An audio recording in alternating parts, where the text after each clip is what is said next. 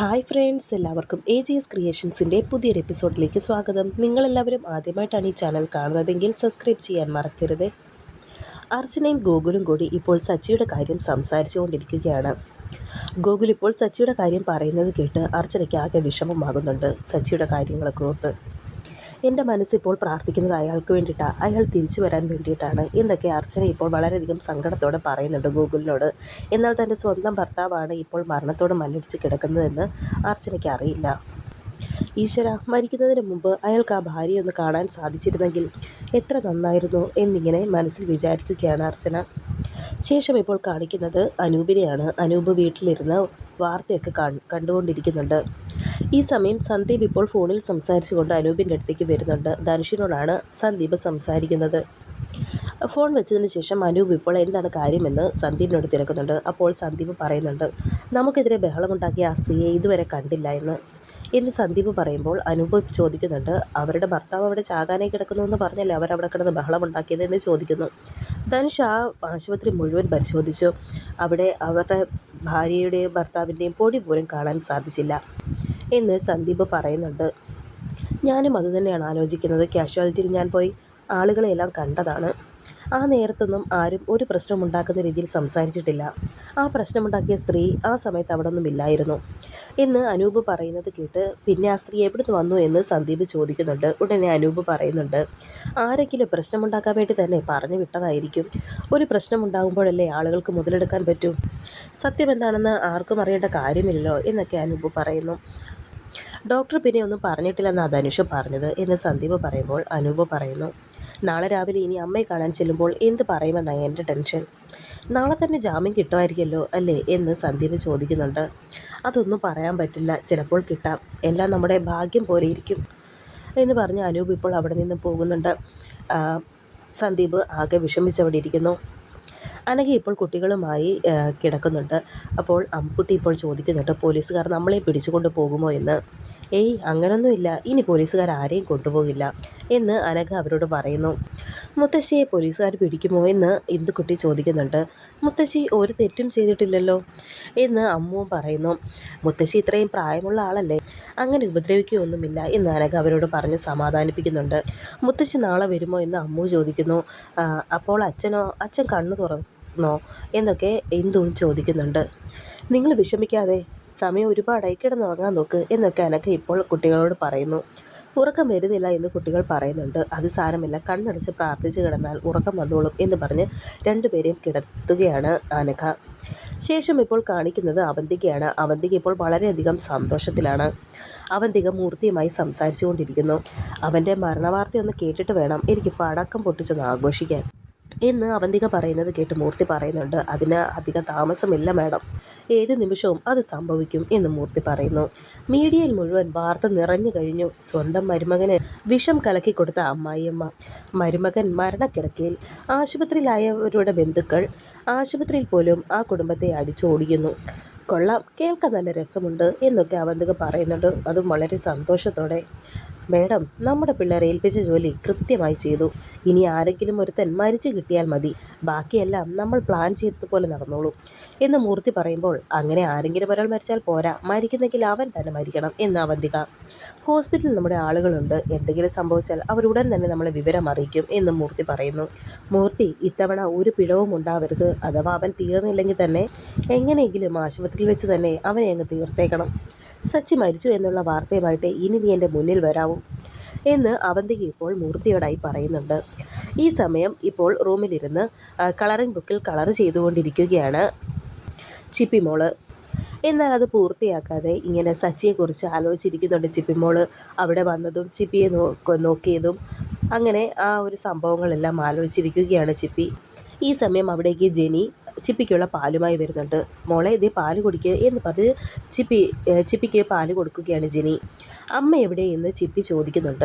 അമ്മ അപ്പുറത്തെ ആ മൂർത്തി സാറുമായി സംസാരിച്ചു കൊണ്ടിരിക്കുകയാണ് എന്ന് ജെനി പറയുമ്പോൾ ചിപ്പി പറയുന്നുണ്ട്, എനിക്ക് അയാളെ കാണുന്നതേ ഇഷ്ടമല്ല എന്ന് പറയുമ്പോൾ ജെനി പറയുന്നുണ്ട്, എനിക്കും ഇഷ്ടമല്ല, പക്ഷേ മോളുടെ അമ്മയുടെ ഏറ്റവും വലിയ സഹായിയല്ലേ എന്ന് ജെനി പറയുന്നു. എനിക്ക് ജെനി ആൻറ്റിയോട് ഒരു കാര്യം പറയാനുണ്ട് എന്ന് ചിപ്പി പറയുമ്പോൾ, കാര്യമൊക്കെ ഈ പാല് കുടിച്ചതിന് ശേഷം മതി എന്ന് ജെനി പറയുന്നു. പാലൊക്കെ ഞാൻ കുടിച്ചോളാം, ആൻറ്റി അതവിടെ വെക്ക് എന്ന് ചിപ്പി പറയുന്നു. ഉറപ്പാണല്ലോ എന്ന് ചോദിച്ച് ഇപ്പോൾ ഉറപ്പ് എന്ന് ചിപ്പി പറയുന്നുണ്ട്. അങ്ങനെ ഇപ്പോൾ ജെനി ഇപ്പോൾ ആ പാല് അവിടേക്ക് വെക്കുന്നുണ്ട്. എനിക്ക് ആൻറ്റിയുടെ ഫോണൊന്ന് വേണം എന്ന് ചിപ്പി പറയുന്നത് കേട്ട് ജെനി ഒന്ന് ഞെട്ടുന്നുണ്ട്. എൻ്റെ ഫോണോ? അതെന്തിനാ എന്ന് ജെനി ചോദിക്കുമ്പോൾ ചിപ്പി പറയുന്നുണ്ട്, എനിക്ക് സച്ചി അങ്കിളിനെ വിളിക്കാനാണെന്ന്. അങ്കിൾ ആശുപത്രിയിലാണെന്ന് ഗൗരി പറഞ്ഞു. എന്നാൽ അവന്തികയുടെ കാര്യം ഓർത്ത് ജെനി ഇപ്പോൾ അത് സമ്മതിക്കുന്നില്ല. അങ്ങനെ ഇപ്പോൾ വഴക്കിട്ട് ചിപ്പി മോൾ ഇപ്പോൾ ജെനിയുടെ കയ്യിൽ നിന്ന് ഫോൺ മേടിച്ച് സച്ചിയെ വിളിച്ച് നോക്കുന്നുണ്ട്. എന്നാൽ ഫോൺ സ്വിച്ച് ഓഫ് ആണ്. ഇനിയിപ്പോൾ എന്ത് ചെയ്യാനാ, സാരമില്ല, നമുക്ക് പിന്നെ വിളിക്കാം എന്ന് ജെനി പറയുന്നുണ്ട് ചിപ്പിയോട്. അങ്ങനെ ജെനി ആ പാലെടുത്ത് കൊടുക്കുമ്പോൾ പറയുന്നുണ്ട്, ഞാൻ ഉറപ്പായിട്ടും കുടിച്ചോളാം, അതവിടെ വെച്ചേക്കിനെ കുറച്ച് കഴിഞ്ഞ് കുടിച്ചോളാം എന്ന് പറയുന്നു. അങ്ങനെ ജെനി ഇപ്പോൾ അവിടെ നിന്ന് പോകുന്നുണ്ട്. എന്നാൽ സച്ചിയുടെ കാര്യം ഓർത്ത് ആകെ വിഷമിച്ചിരിക്കുകയാണ് ചിപ്പി. ശേഷം ഇപ്പോൾ സച്ചിയാണ് കാണിക്കുന്നത്. സച്ചിയുടെ നില വളരെയധികം ഗുരുതരമാണ്. ശ്വാസമെടുക്കാനായി ബുദ്ധിമുട്ടുന്നൊക്കെയുണ്ട് സച്ചി ഇപ്പോൾ. അങ്ങനെ നേഴ്സുമാർ പെട്ടെന്ന് തന്നെ ഡോക്ടേഴ്സിനെ വിളിക്കുന്നു. ഡോക്ടേഴ്സ് വന്ന് പരിശോധിക്കുന്നുണ്ട്. പൾസ് വളരെ വീക്കാണ്, ഓക്സിജൻ ഫുൾ ഓഫ് ചെയ്യൂ എന്ന് നേഴ്സുമാരോട് ഡോക്ടർ പറയുന്നുണ്ട്. അങ്ങനെ അവരത് ഓഫ് ചെയ്യുന്നു. അങ്ങനെ ഇപ്പോൾ CPR കൊടുക്കാൻ തുടങ്ങുകയാണ് സച്ചിക്ക്. പുറത്താണെങ്കിൽ അനഘയും സ്നേഹയും വളരെയധികം ടെൻഷനോടെ തന്നെ ഇരിക്കുന്നുണ്ട്. ഇപ്പോൾ അനൂപും സന്ദീപും കൂടി അവിടേക്ക് എത്തിയിട്ടുണ്ട്. അനൂപിനെ കണ്ട് നിന്ന് കരയുകയാണ് സ്നേഹ. എല്ലാവരും വളരെ സങ്കടത്തോടെയും ടെൻഷനോടെയും നിൽക്കുന്നുണ്ട്. ശേഷം ഇപ്പോൾ കാണിക്കുന്നത് അർച്ചനയാണ്. അർച്ചന കുളിയൊക്കെ കഴിഞ്ഞ് വന്ന് തല തോർത്തിക്കൊണ്ടിരിക്കുകയാണ്. ഈ സമയം ഇപ്പോൾ അർച്ചനയുടെ കഴുത്തിൽ നിന്നും ആ താലിമാല ഊരി താഴേക്ക് പോകുന്നു. അയ്യോ മാല എന്ന് പറഞ്ഞ് വളരെയധികം ടെൻഷനോടെ ഇപ്പോൾ അർച്ചന അങ്ങോട്ട് നോക്കുന്നുണ്ട്. ഈ സമയം തന്നെ സച്ചിയുടെ പൾസ് റേറ്റും താന്നു പോയിരിക്കുകയാണ്. ഡോക്ടർ CPR കൊടുത്തിട്ടും ഇപ്പോൾ അതിനോട് പ്രതികരിക്കുന്നില്ല സച്ചി. അർച്ചന ആ മാല താഴെ നിന്നും എടുത്ത് കയ്യിലെടുത്ത് പിടിച്ച് വളരെയധികം ടെൻഷനോടെ തന്നെ നിൽക്കുന്നുണ്ട്. റിലേറ്റീവ്സിനെ എല്ലാം വിവരം അറിയിച്ചേക്കൂ എന്ന് ഇപ്പോൾ സച്ചിയെ കണ്ടിട്ട് ഡോക്ടർ ഇപ്പോൾ അവരോടായി പറയുന്നു. സച്ചി അങ്ങനെ മരിച്ചിരിക്കുകയാണ്. സച്ചിക്ക് ഇപ്പോൾ അനക്കമില്ല. അവരങ്ങനെ ഓക്സിജൻ മാസ്ക് ഒക്കെ എടുത്ത് മാറ്റുന്നുണ്ട്. ഈ സമയം അർച്ചന അവിടെ നിൽക്കുന്നത് കണ്ട് കമല അവിടേക്ക് വന്ന് ചോദിക്കുന്നുണ്ട്, മോളെ എന്ത് പറ്റിയെന്ന്. എൻ്റെ മാല താഴേക്ക് പൊട്ടിപ്പോയി എന്ന് പറയുമ്പോൾ ഈശ്വര നോക്കട്ടെ എന്ന് പറഞ്ഞ് ശോഭന ഇപ്പോൾ അതെടുത്ത് നോക്കുന്നുണ്ട്. ഇത് കൊളുത്ത് വലിഞ്ഞ് ഊരിപ്പോയതാ മോളെ. എന്താ മോളെ, മോളെന്തിനാ ടെൻഷനാകുന്നത് എന്ന് ശോഭന ചോദിക്കുന്നു. താലിമാല താഴെ വീണ് പോകുന്നത് ഒരു ദുശകനം തന്നെയാണ്. എന്തോ ദോഷം സംഭവിക്കാൻ പോകുന്നതിന് മുമ്പ് ആ താലിമാല ഇങ്ങനെ ഊരി വീഴുന്നത് എന്നിങ്ങനെ പറയുന്നുണ്ട് അർച്ചന. സച്ചി ഇങ്ങനെ ഹോസ്പിറ്റലിൽ കിടക്കുന്നത് കാണിക്കുന്നുണ്ട് ഈ സമയം. അതേസമയം ഗോകുൽ എന്ന് ശോഭനയോട് പറഞ്ഞ കാര്യങ്ങളും ആലോചിക്കുന്നുണ്ട്. അന്ന് ഗോകുൽ പറഞ്ഞിരുന്നു അർച്ചനയുടെ കഴുത്തിൽ കിടക്കുന്ന ആ താലി മാറ്റി ഗോകുൽ കെട്ടുന്ന മറ്റൊരു താലി വേണം അവളുടെ കഴുത്തിൽ കിടക്കാനെന്ന്. അതിങ്ങനെ ആലോചിച്ച് നിൽക്കുകയാണ് ശോഭന. അമ്മ എനിക്ക് പേടിയാവുന്നു എന്ന് അർച്ചന പറയുന്നുണ്ട് ശോഭനയോട്. മോൾക്ക് മനസ്സിന് വിഷമമുണ്ടെങ്കിൽ ഈ പൊട്ടിയ മാലയങ്ങ് മാറ്റി വെച്ചേക്കണം, ഇതിന് കഴുത്തിലിടണ്ട എന്ന് ശോഭന അർച്ചനയോട് പറയുമ്പോൾ അർച്ചന ചോദിക്കുന്നു, അപ്പോൾ ഇനി മുതൽ ഞാൻ കഴുത്തിൽ താലിമാല ഇല്ലാതെ നടക്കാനോ? അതൊന്നും എന്നെക്കൊണ്ട് പറ്റില്ല എന്ന് അർച്ചന പറയുന്നു. താലിമാല വേണ്ടെന്നല്ല ഞാൻ പറയുന്നത്, ഇനി ഈ മാല വേണ്ടെന്നാ. അതിന് മോളിങ്ങനെ ടെൻഷനാവേണ്ട കാര്യമൊന്നുമില്ല. അമ്മ പറയുന്നത് എന്താണെന്ന് വെച്ചാൽ നമുക്ക് പുതിയൊരു താലിമാല വാങ്ങാം, എന്നിട്ട് അത് നമ്മുടെ കൃഷ്ണൻ്റെ അമ്പലത്തിൽ വെച്ച് പൂജിക്കാം.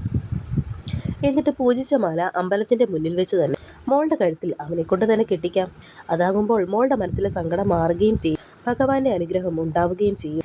എന്ത് പറയുന്നു, അതല്ലേ നല്ലത് എന്നിങ്ങനെ ശോഭന അർച്ചനയോട് പറയുമ്പോൾ അത് പിന്നെ അമ്മേ എന്നൊക്കെ ഇങ്ങനെ അർച്ചന പറയാൻ തുടങ്ങുമ്പോൾ ശോഭന പറയുന്നു, മോൾ ഇനിയൊന്നും പറയണ്ട, മോളുടെ മനസ്സിലെ സംശയങ്ങൾ എന്താണെന്ന് അമ്മയ്ക്ക് മനസ്സിലായി.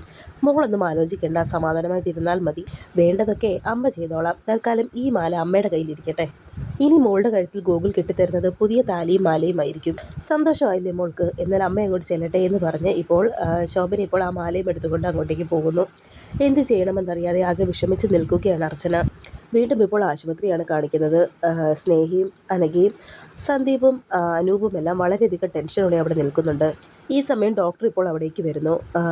ഉടനെ അനൂപ് എഴുന്നേറ്റ് ഡോക്ടർ എന്ന് ചോദിക്കുമ്പോൾ ഡോക്ടർ പറയുന്നുണ്ട്, സോറി രക്ഷിക്കാൻ പറ്റിയില്ല എന്ന് ഡോക്ടർ പറഞ്ഞിട്ട് അവിടെ നിന്ന് പോകുന്നു. ഇത് കേട്ട് അവരെല്ലാവരും വളരെയധികം സങ്കടത്തോടെ നിൽക്കുന്നുണ്ട്. എല്ലാവരും ഞെട്ടി നിൽക്കുകയാണ് ഈ ഒരു വാർത്ത കേട്ട്. അനൂപേട്ടാ, സജിയേട്ടൻ നമ്മളെ വിട്ടിട്ട് പോയല്ലോ എന്ന് പറഞ്ഞ് അനൂപിനെ കെട്ടിപ്പിടിച്ച് കരയുകയാണ് ഇപ്പോൾ സ്നേഹ. എല്ലാവരും ആകെ തകർന്ന് നിൽക്കുകയാണ്. വരാനിരിക്കുന്ന പുതിയ എപ്പിസോഡുകളുമായി വീണ്ടും കാണാം. Thank you for watching.